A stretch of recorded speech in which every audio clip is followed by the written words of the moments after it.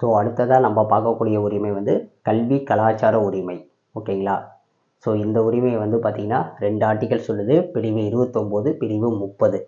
ஓகேங்களா? பிரிவு 29 என்ன சொல்லுதுன்னா, சிறுபான்மையினருக்கான எழுத்து, மொழி, கலாச்சார பாதுகாப்பு. சிறுபான்மை மக்கள் வந்து பார்த்திங்கன்னா அவங்களோட எழுத்து, மொழி, அவங்களோட கலாச்சாரத்தை பற்றி பாதுகாக்கிறத பற்றி தான் இந்த ஆர்டிக்கல் சொல்லுது. அடுத்தது வந்து பார்த்திங்கன்னா பிரிவு 30 வந்து பார்த்திங்கன்னா, சிறுபான்மையினர் வந்து அவங்களும் வந்து பார்த்திங்கன்னா ஒரு கல்வி நிறுவனங்களை வந்து நிர்வகிக்கும் உரிமை இருக்குது. ஓகேங்களா? நீங்கள் நிறையா இன்ஸ்டியூஷன் பார்த்துருப்பீங்க. மைனாரிட்டி இன்ஸ்டியூஷன் இருக்கும். அவங்களும் வந்து பார்த்திங்கன்னா கல்வி நிறுவனங்களை வச்சு அவங்க வந்து பார்த்திங்கன்னா நிர்வகிச்சிக்கலாம் அப்படிங்கிற உரிமையை வந்து பார்த்திங்கன்னா இது வந்து இந்த ஆர்டிக்கல் சொல்லுது. ஸோ இதை எப்படி நம்ம ஞாபகம் வச்சுக்கலாம்னா வந்து பார்த்திங்கன்னா, ஒரு 29 வயசு இருக்கிற ஒரு பையனை வந்து நம்ம என்ன சொல்லுவோம், எழுத்து, மொழி, இப்போ ஒரு கலாச்சார எழுத்து, மொழி அறிவு இல்லாதவங்கள வந்து பார்த்திங்கன்னா நம்ம வந்து பார்த்திங்கன்னா ஒரு 29 வயசு ஆகிடுச்சு, இவங்க வந்து பார்த்திங்கன்னா அவங்க சிறுபான்மையினராக இருக்கனால தான் அவங்களுக்கு வந்து பார்த்திங்கன்னா எழுத்து, மொழி அறிவு, கலாச்சார அறிவுலாம் கம்மியாக இருக்குது அப்படின்னு நம்ம ஞாபகம் வச்சுக்கலாம். ஒரு 29 வயசில் வந்து பார்த்திங்கன்னா அவங்களுக்கு வந்து ஒரு எழுத்து, மொழி, கலாச்சார அறிவில் வந்து பின்தங்கி இருக்காங்க சிறுபான்மையினர் அப்படின்னு ஞாபகம் வச்சுக்கங்க. அடுத்து வந்து பார்த்திங்கன்னா 30 வயசில் வந்து பார்த்திங்கன்னா அதே சிறுபான்மையினர் வந்து பார்த்திங்கன்னா கல்வி நிறுவனங்களை வச்சு நிர்வகிக்கிற அளவுக்கு பெரிய ஆள் ஆகிட்டாங்க. ஓகேங்களா? 29 வயசில் வந்து பார்த்திங்கன்னா அவங்களுக்கு வந்து எழுத்து, மொழி, கலாச்சார அறிவே வந்து குறைவாக இருந்தது சிறுபான்மையினருக்கு. அதே 30 வயசில் வந்து பார்த்திங்கன்னா அவங்களே வந்து ஒரு கல்வி நிறுவனத்தை நடத்தி ஒரு நிர்வகிக்கிற அளவுக்கு வந்துட்டாங்க அப்படின்னு சொல்லி ஞாபகம் வச்சுக்கங்க. அவ்வளோதான். வேறு ஷார்ட்கட் தெரியல எனக்கு. ஓகேங்களா? அடுத்தது வந்து பார்த்திங்கன்னா அரசியலமைப்புக்கு உட்பட்டு தீர்வு காணும் உரிமை. 6வது உரிமை வந்து பார்த்திங்கன்னா அரசியலமைப்புக்கு உட்பட்டு தீர்வு காணும் உரிமை. இது வந்து பார்த்திங்கன்னா பிரிவு 32 சொல்லுது.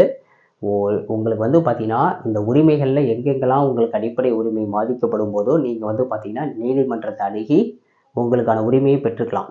இப்போ சொல்லப்பட்ட அனைத்து உரிமைகளும் எங்கெங்கெல்லாம் அதில் வந்து உங்களுக்கு ஒரு பாதிப்பு வருதோ இல்லை உங்களுக்கு அந்த உரிமை மறுக்கப்படுதோ நீங்கள் வந்து நீதிமன்றத்தை அணுகி அந்த உரிமையை பெற்றுக்கலாம். அதுதான் வந்து பிரிவு 32.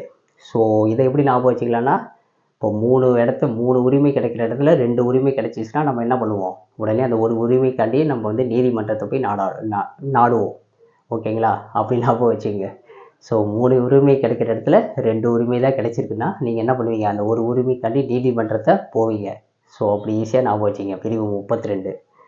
அடுத்தது வந்து பார்த்திங்கன்னா இது மெயினான ஒரு விஷயம். நம்ம ஏற்கனவே பார்த்தீங்க இல்லையா, 21A முன்ன பார்த்துருப்போம். 21Aல வந்து பார்த்திங்கன்னா தொடக்க கல்வியை அடிப்படை உரிமையாக மாற்றிய சட்டம் வந்து பார்த்திங்கன்னா 86வது சட்ட திருத்தம், இயர் வந்து பார்த்திங்கன்னா 2002. ஸோ இது ரொம்ப இம்பார்ட்டன்ட், ஞாபகம் வச்சுங்க. தொடக்க கல்வியை வந்து அடிப்படை உரிமையாக மாற்றிய சட்டம். என்ன ஆர்டிக்கல் பார்த்தீங்கன்னா ஆர்டிக்கல் 21A. ஸ்கூலுக்கு போடா அப்படின்னு சொல்லுவோம் இல்லைங்களா, நான் ஷார்ட்கட் சொன்னேன் இல்லைங்களா. ஸோ வந்து பார்த்திங்கன்னா 21 வயசாகி போச்சு இன்னும் படிக்கலையாடா அப்படின்னு சொல்லும் போது, ஸ்கூலுக்கு போடா 21 வயசாகிடுச்சு இன்னுமே நீ படிக்கலையாடா அப்படிங்கிற மாதிரி நம்ம சொல்லியிருந்தோம் ஏற்கனவே அந்த ஷார்ட்கட்டு. ஸோ அதுதான் வந்து பார்த்திங்கன்னா பிரிவு 21A. இது என்னன்னா 86வது சட்ட திருத்தம் 2002 வந்து இதை வந்து பார்த்திங்கன்னா அடிப்படை உரிமையாக மாற்றிட்டாங்க தொடக்க கல்வியை பெறுதலை.